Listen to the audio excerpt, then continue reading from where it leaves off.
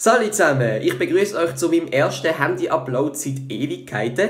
Meine Kamera ist gerade ein bisschen im Delirium und da bietet sich das Handy natürlich sehr gut an. Ich habe etwas ganz Spezielles euch mitzuteilen, nämlich bin ich eingeladen an den sogenannten Digitaltag. Und jetzt werden die meisten von euch wahrscheinlich fragen, was denn das genau ist. Und ich erkläre euch das auch. Der Digitaltag, der ist von verschiedenen grossen Unternehmen, aber auch Politikern von der Schweiz ins Leben gerufen worden, um die Bevölkerung quasi darüber aufzuklären, was die Digitalisierung jetzt eigentlich bedeutet. Jetzt ist es so, im Rahmen von diesem Digitaltag gibt es auch einen sogenannten Digitalzug. Das ist so ein Zug, da sind ausgewählte Journalisten zusammen mit ganz vielen Leuten aus Politik und Wirtschaft in diesem Zug. Und die Journalisten haben dann die Möglichkeit, den Politikern und Wirtschaftsleuten Fragen zu stellen. Nebst den Journalisten wird auch noch ein einziger YouTuber mitfahren, nämlich ich.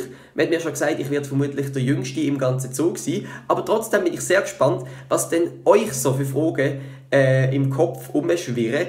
Das heisst, bitte schreibt mir doch einfach eure Fragen, die ich diesen Leuten stellen soll, in die Kommentare. Was sind eure Sorgen vielleicht auch? Also es dürfen ruhig auch kritische Fragen sein, aber es dürfen auch optimistische Fragen sein. Also wirklich einfach, was euch auf dem Herz liegt. Wer sich noch weiter informieren möchte, dem tue ich auch noch die Webseite vom Digitaltag unten in die Videobeschreibung. Einfach digitaltag.swiss. Und ansonsten ziehe ich das Ding am 21. November durch, mache noch ein Video davon, wo eure Fragen von hochrangigen Leuten aus Politik und Wirtschaft beantwortet werden. Und dann wünsche ich euch noch eine schöne Woche. Tschüss!